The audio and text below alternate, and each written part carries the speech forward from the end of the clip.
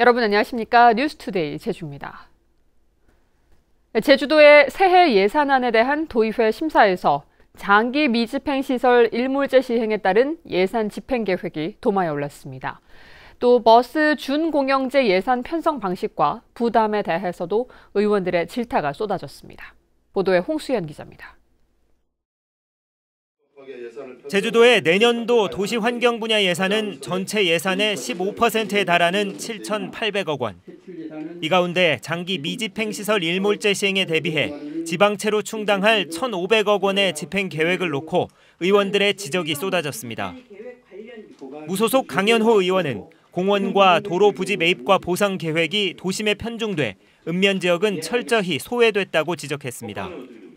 도시 공원이나 도시계획 도로가 국장님 아시다시피 동지역만 있는 게 아니지 않습니까? 그렇습니다. 예. 읍면에 있는데 읍면은 철저하게 소외가 되고 있다. 좀 조정할 수 있으면 우선순위를 좀 조정을 해서 그렇게 하겠습니다. 예. 제주도가 복권기금으로 재원을 충당하기 위해 특별회계로 편성한 버스 준공영제 예산도 도마에 올랐습니다. 의원들은 지난 추경 때 관련 예산을 일반 회계로 편성하도록 했지만 무시했다고 지적하고 앞으로 해마다 1,000억 원씩 예산 부담을 감당할 수 있겠느냐고 따졌습니다.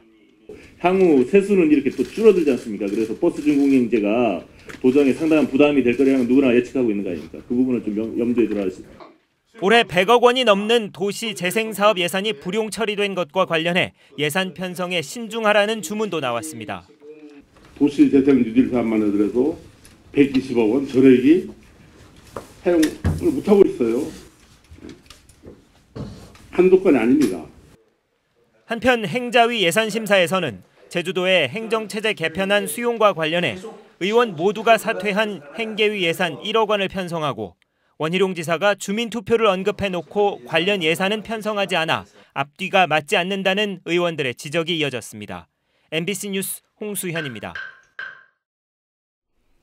제주시는 내년부터 공공건물에 화석연료 사용을 최소화하는 이른바 제로에너지 사업을 추진합니다. 고희범 제주시장은 내년부터 신축 또는 개보수를 하는 모든 공공건축물에 대해 설계 단계부터 화석에너지 사용을 최소화하는 제로에너지 건물 사업을 추진하겠다고 밝혔습니다. 또 연차적으로 태양광 패널과 지열 등 신재생 에너지 장비를 확대 설치해 화석연료를 사용하지 않는 건물로 조성할 계획입니다.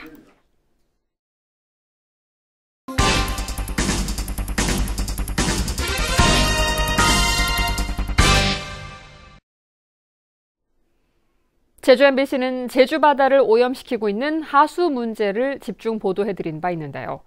이번에는 하수 처리장보다 많은 양의 배출수를 바다로 흘려보내는 양식장 관리 실태를 살펴봤습니다.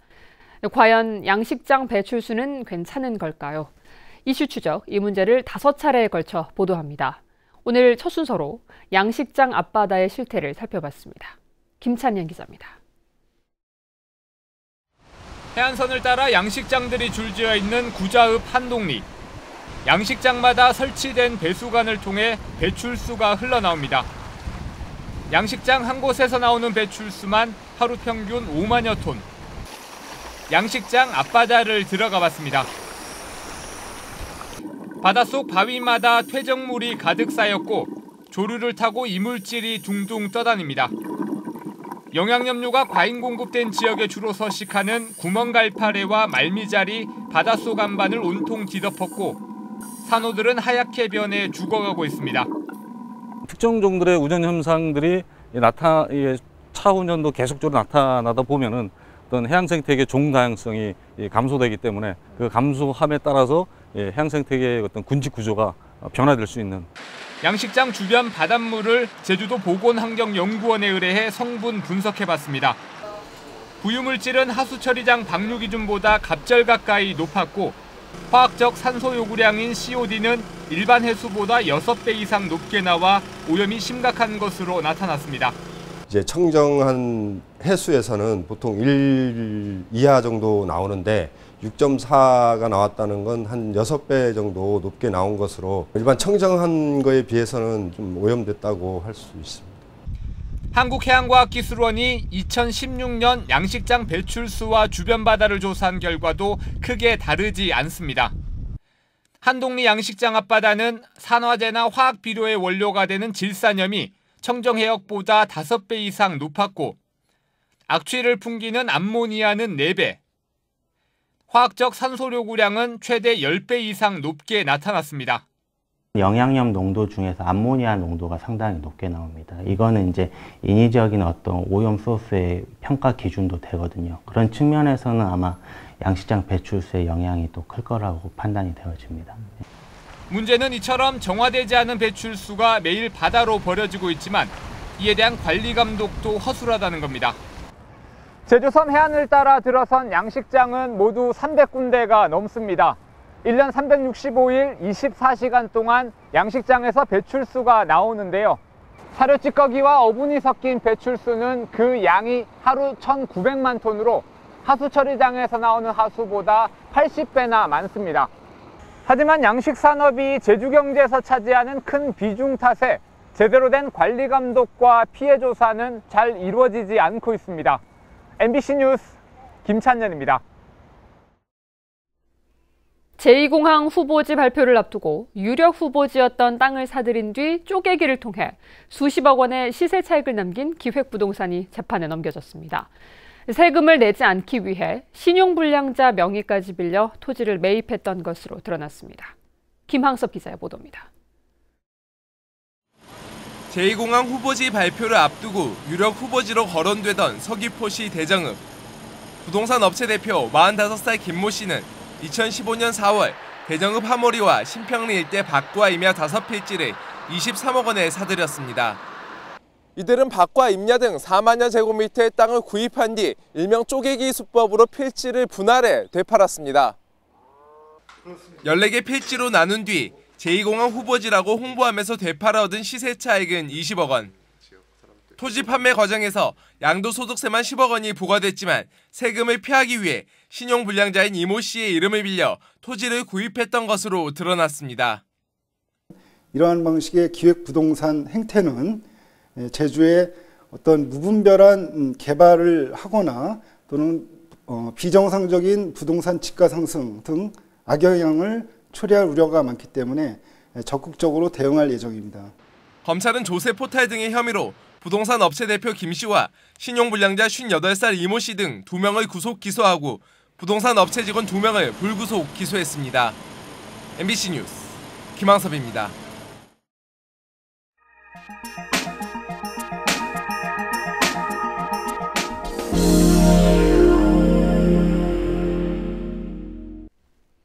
히말라야에서 한글로는 유일한 직지봉이란 이름의 봉우리가 있는데요.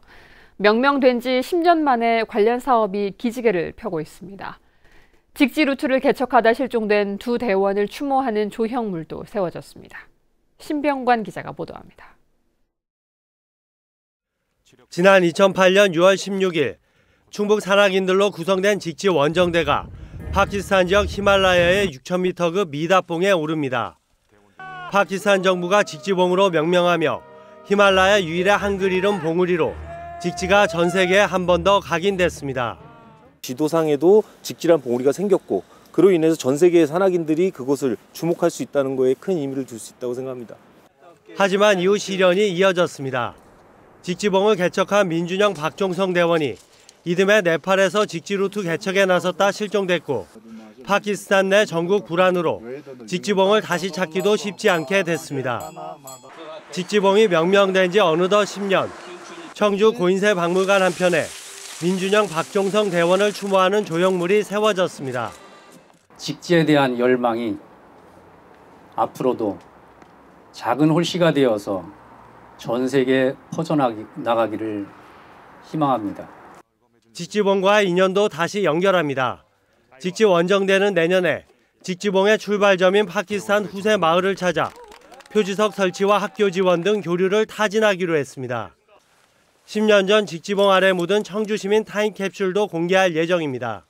지금은 어떻게 속언이 이루어졌는지 한번 그거를 보다듬어 보는 게 또한 직지봉에 큰 의미를 가지고 있지 않나 이렇게 생각을 합니다.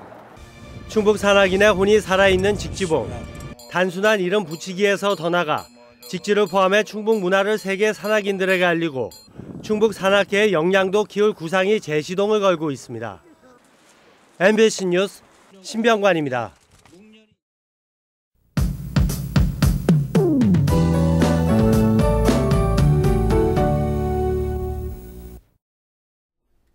네, 오늘은 고기압의 가장자리에 들어 가끔 구름이 많겠고요. 중산간 이상에는 안개나 방무가 끼는 곳이 있겠습니다. 아침 출근길 교통안전에 각별히 주의하셔야겠습니다.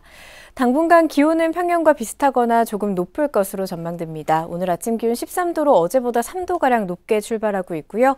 낮 기온 18도로 어제와 비슷하겠습니다. 다음은 자세한 지역별 날씨입니다. 현재 제주에는 구름 많고 애월과 조천은 맑은 하늘이 드러나고 있습니다. 서부 지역의 오늘 아침 기온은 14도 내외로 어제보다 2도에서 3도가량 높게 나타나고 있고요. 남부 지역의 현재 기온 13도 내외로 출발해서 낮 기온 19도 안팎으로 전망됩니다. 현재 동부 지역은 안개나 방무가 낀 곳이 있습니다. 교통안전에 각별히 주의하셔야겠고요. 산간 지역에도 구름 많은 가운데 성판악 8도, 윗세오름 1도 보이고 있습니다. 도서 지역의 오늘 아침 기온 14도 내외로 출발해서 낮 기온 18도 안팎으로 전망됩니다. 내일까지 남쪽 먼바다를 중심으로 바람이 강하게 불고 물결도 높게 일겠습니다. 항해나 조업하는 선박은 주의하셔야겠고요. 또 내일까지 천문조에 의해 바닷물의 높이가 높은 기간입니다. 해안가 저지대에서는 만조대 침수 피해와 안전사고에 유의하시기 바랍니다. 오늘 아침 청주와 광주공항에는 저시정특보가 발효 중이고 제주공항에는 구름이 조금 지나고 있습니다. 주간 날씨입니다. 이번 주 주말까지는 비 소식 없겠고요. 당분간 구름 많은 날씨가 이어질 것으로 전망됩니다. 기상정보였습니다. 선거법 위반 혐의를 받고 있는 원희룡 지사의 기소 여부가 조만간 결론날 것으로 보입니다. 제주지방검찰청은 지난 25일 원 지사를 피의자 신분으로 소환해 지난 지방선거 과정에서 사전선거운동을 한 혐의 등에 대해 5시간가량 조사했다고 밝혔습니다. 원 지사는 조사 과정에서 이미 발표된 공약을 발언한 것이라며 혐의를 부인한 것으로 알려졌습니다. 검찰은 원희룡 지사에 대해 조사 내용과 영상 증거 등을 종합 검토해 조만간 기소 여부를 결정할 예정입니다. 서귀포시 한 요양원에서 발생한 치매 노인 폭행이 사실로 확인됐습니다. 서귀포시 노인보호 전문기관은 폭행 사건이 발생한 요양원의 CCTV 영상을 분석한 결과 요양보호사 59살 김모 씨가 치매 할머니를 신체적으로 학대한 사실이 확인됐다고 밝혔습니다. 서귀포시는 해당 요양원에 대해 최대 6개월간 업무정지 조치 등 행정처분을 검토하고 있으며 관내 요양원을 대상으로 시설과 운영 전반에 대해 긴급 점검을 실시할 방침입니다. 제주 4.3 수영인에 대한 재심이 70년 만에 이루어지는 가운데 유무죄를 가리기 위한 본격적인 재판이 시작됐습니다. 제주지방법원 제2형사부는 어제부터 재심 청구인인 수영 생존인 18명에 대한 증인 신문을 시작해 오늘까지 진행합니다. 수형 생존인들은 어제 법원 앞에서 기자회견을 열어 70년 동안 왜곡된 역사 속에서 많은 고통을 받았다며 공정하고 온전한 결과가 나오길 기대한다고 밝혔습니다. 재판부는 증인 신문 등을 거쳐 올해 말쯤 재심 결과를 선고할 예정입니다. 제주대 학교 교수가 상습적으로 직원을 폭행하는 등 갑질을 했다는 의혹이 또다시 제기됐습니다. 의료연대 제주지부는 제주대병원 A 교수가 환자를 치료 중인 직원을 때리고 발을 밟으면서 뛰는 등 상식 밖의 폭행을 지속해서 저질렀다며 파면하라는 대자보를 병원에 붙였습니다. 제주대병원은 최근 직원들이 설문조사에서 피해를 호소하자 제주대에 징계를 요청했는데 해당 교수는 사실이 아니라며 기자회견을 열어 입장을 표명하겠다고 밝혔습니다. 제주 지역 아르바이트 종사자들의 평균 시급이 전국 상위권으로 나타났습니다. 아르바이트 포털 알바몬에 따르면 올해 제주 지역 아르바이트 종사자의 평균 시급은 8,310원으로 세종시와 서울시에 이어 전국 12개 광역시도 중 3번째로 높았습니다. 업종별로는 운전과 배달이 9,611원으로 가장 높았고 문화와 여가 생활, 유통과 판매 순이었습니다.